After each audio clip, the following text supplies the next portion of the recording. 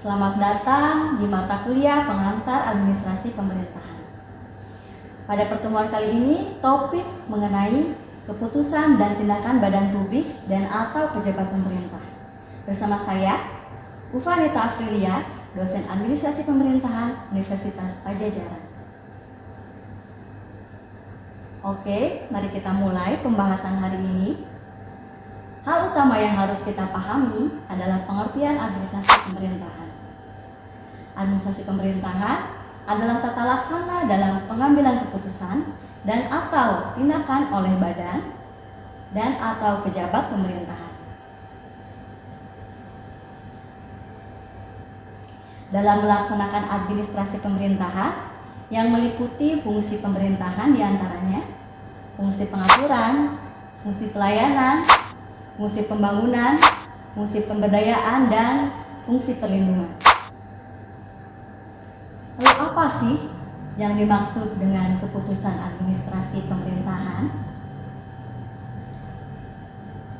Keputusan administrasi pemerintahan yang juga disebut keputusan tata usaha negara atau keputusan administrasi negara yang selanjutnya disebut keputusan adalah ketetapan tertulis yang dikeluarkan oleh badan dan atau pejabat pemerintahan dalam penyelenggaraan pemerintahan.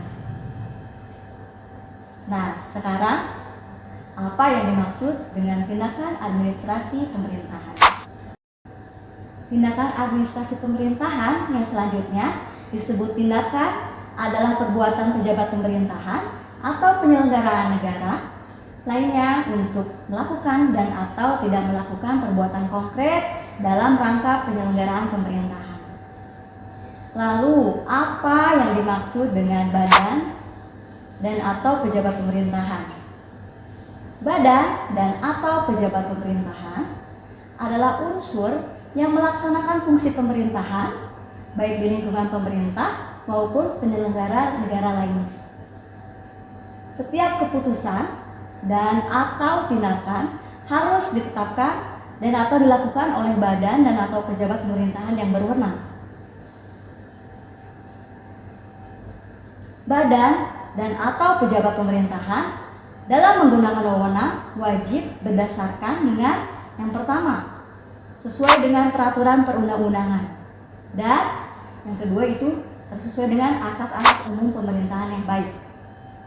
Pejabat administrasi pemerintahan dilarang menyalahgunakan kewenangan dalam menetapkan dan atau melakukan keputusan dan atau tindakan. Adapun dalam peraturan perundang-undangan bahwa setiap keputusan dan atau tindakan wajib berdasarkan ketentuan peraturan perundang-undangan dan asas-asas umum pemerintahan yang baik atau AUPB. Nah, di sini peraturan perundang-undangannya meliputi yang pertama, peraturan perundang-undangan yang menjadi dasar kewenangan dan peraturan perundang-undangan yang menjadi dasar dalam menetapkan dan atau melakukan keputusan dan atau tindakan. Di sini badan dan atau pejabat pemerintahan. Di sini badan dan atau pejabat pemerintahan dalam menetapkan dan atau melakukan keputusan dan atau tindakan wajib mencantumkan atau menunjukkan ketentuan peraturan perundang-undangan yang menjadi dasar kewenangan dan dasar dalam menetapkan dan atau melakukan keputusan dan atau tindakan. Ketiadaan atau ketidakjelasan peraturan perundang-undangan tidak menghalangi badan dan atau pejabat pemerintahan yang berwenang untuk menetapkan dan atau melakukan keputusan dan atau tindakan sepanjang memberikan kemanfaatan umum dan sesuai dengan AUPB. Lalu apa saja sih yang merupakan asas-asas umum pemerintahan yang baik itu? AUPB yang dimaksud meliputi asas yang pertama itu adalah kepastian hukum, yang kedua asas kemanfaatan, yang ketiga asas ketidakberpihakan, yang keempat, asas kecermatan. Yang kelima, tidak menyalahgunakan kewenangan. Yang keenam adalah asas keterbukaan. Yang ketujuh adalah kepentingan umum dan pelayanan yang baik. Asas-asas umum lainnya di luar AUPB dapat diterapkan sepanjang dijadikan dasar penilaian hakim yang tertuang dalam putusan pengadilan yang berkekuatan hukum tetap. Lalu apa sih yang dimaksud dengan keputusan dan atau tindakan badan atau pejabat pemerintah? Keputusan dan atau tindakan yang ditetapkan dan atau dilakukan oleh badan dan atau pejabat pemerintahan yang berwenang bersifat mengikat dalam penyelenggaraan pemerintahan. Keputusan dan atau tindakan yang ditetapkan dan atau dilakukan oleh badan dan atau pejabat pemerintahan yang berwenang tetap berlaku hingga berakhir atau disebut keputusan atau diberhentikannya. Tindakan oleh badan dan atau pejabat pemerintahan yang berwenang. Pencabutan keputusan atau penghentian tindakan wajib dilakukan oleh yang pertama, oleh badan dan atau pejabat pemerintahan yang mengeluarkan keputusan dan atau tindakan, atau yang kedua itu oleh atasan badan dan atau atasan pejabat yang mengeluarkan keputusan dan atau tindakan apabila pada tahap penyelesaian upaya administratif. Badan dan atau pejabat pemerintahan. Lalu ada yang dimaksud apa? Yang dimaksud dengan badan dan atau pejabat pemerintahan itu yang berwenang menetapkan dan atau melakukan keputusan-keputusan dan atau tindakan yang terdiri atas yang pertama, badan dan atau pejabat pemerintahan dalam wilayah hukum tempat penyelenggaraan pemerintahan yang terjadi atau badan atau pejabat pemerintahan dalam wilayah hukum tempat seorang individu atau sebuah organisasi berbadan hukum melakukan aktivitasnya. Nah, apabila pejabat pemerintahan berhalangan menjalankan tugasnya, maka atasan pejabat yang bersangkutan dapat menunjuk pejabat pemerintahan yang memenuhi persyaratan untuk bertindak sebagai pelaksana harian atau pelaksana tugas. Pelaksana harian atau pelaksana tugas melaksanakan tugas serta menetapkan dan atau melakukan keputusan dan atau tindakan rutin yang menjadi wewenang jabatannya sesuai dengan ketentuan peraturan perundang-undangan. Penyelenggaraan pemerintahan yang melibatkan kewenangan lintas badan dan atau pejabat pemerintahan dilaksanakan melalui kerjasama antar badan dan atau pejabat pemerintahan yang terlihat kecuali ditentukan lain dalam ketentuan peraturan perundang-undangan.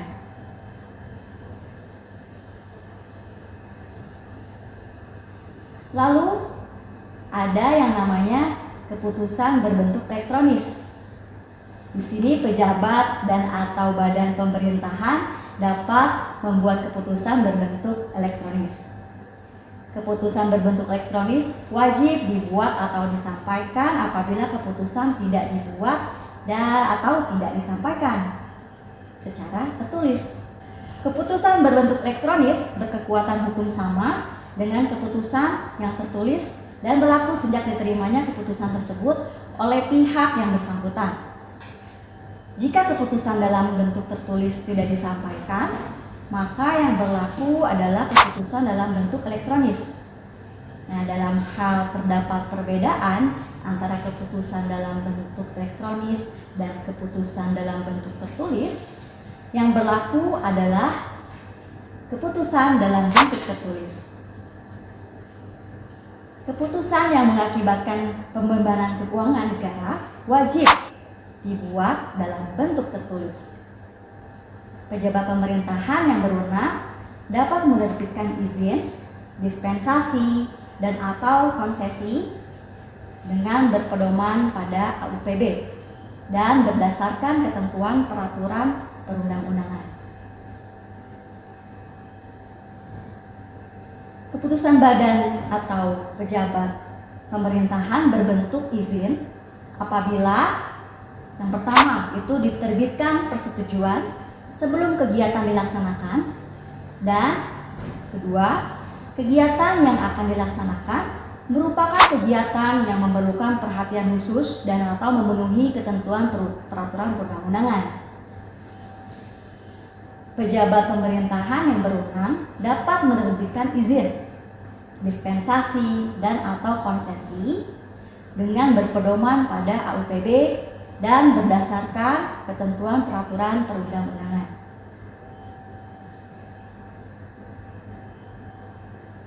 Keputusan badan dan atau pejabat pemerintahan berbentuk dispensasi apabila diterbitkan persetujuan sebelum kegiatan dilaksanakan dan kegiatan yang akan dilaksanakan itu merupakan kegiatan pengecualian terhadap usaha milik negara, badan usaha milik daerah, dan atau swasta. Dan kegiatan yang akan dilaksanakan itu merupakan kegiatan yang memerlukan perhatian khusus. Izin, dispensasi, atau konsesi yang diajukan oleh pemohon wajib diberikan persetujuan atau penolakan oleh badan dan atau pejabat pemerintahan paling lama 10 hari kerja sejak diterimanya permohonan, kecuali ditentukan lain dalam ketentuan peraturan perundang-undangan. Izin, dispensasi, atau konsesi tidak boleh menyebabkan kerugian negara. Adapun syarat sahnya keputusan yang pertama itu ditetapkan oleh pejabat yang berwenang. Yang kedua, dibuat sesuai prosedur. Yang ketiga, substansi yang sesuai dengan objek keputusan. Sahnya keputusan didasarkan pada ketentuan peraturan perundang-undangan dan asas-asas umum pemerintahan yang baik. Berikut adalah contoh kasus dari izin, dispensasi, dan konsesi dalam administrasi pemerintahan. Misalnya yang pertama itu izin pendirian industri. Sebuah perusahaan ingin mendirikan pabrik di suatu wilayah. Mereka perlu mengajukan izin pendirian industri kepada pemerintah setempat, termasuk dokumen-dokumen terkait dampak lingkungan, rencana tata ruang, dan perizinan lainnya. Lalu contoh dispensasi, misalnya peraturan zonasi, di mana seorang pengusaha ingin membangun pusat perbelanjaan di area yang seharusnya ditetapkan sebagai zona residensial. Pengusaha tersebut mengajukan permohonan dispensasi kepada pemerintah untuk mendapatkan izin membangun di zona tersebut. Lalu contoh konsesi, misalnya konsesi pertambangan. Ada sebuah perusahaan ingin melakukan kegiatan pertambangan di suatu daerah, mereka harus mengajukan permohonan konsesi pertambangan kepada pemerintah yang melibatkan proses penilaian dampak lingkungan dan juga pemenuhan persyaratan teknis lainnya. Nah, izin usaha misalnya penyelenggaraan telekomunikasi, di mana sebuah perusahaan telekomunikasi ingin menyelenggarakan layanan di suatu wilayah, mereka perlu mengajukan izin usaha penyelenggaraan telekomunikasi kepada otoritas telekomunikasi setempat untuk memastikan kualitas layanan dan kepatuhan terhadap regulasi. Nah, dispensasi pemberian beasiswa misalnya lagi ya, contohnya ketika seorang mahasiswa mengalami kesulitan keuangan dan tidak dapat memenuhi syarat-syarat untuk mendapatkan beasiswa.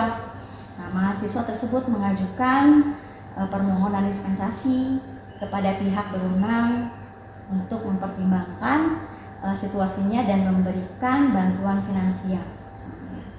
Nah, ada juga misalnya konsesi pelayanan pabrik, yang dimana pemerintah itu memberikan konsesi kepada sebuah perusahaan swasta untuk menyelenggarakan layanan publik seperti pengelolaan air minum atau pengelolaan transportasi umum. Izin juga misalnya izin impor barang khusus gitu ya, di mana sebuah perusahaan ingin mengimpor barang tertentu yang termasuk dalam kategori tertentu yang diatur. Nah, mereka ini perlu mengajukan izin impor kepada pemerintah dan memenuhi persyaratan termasuk pembayaran bea masuk dan juga pajak.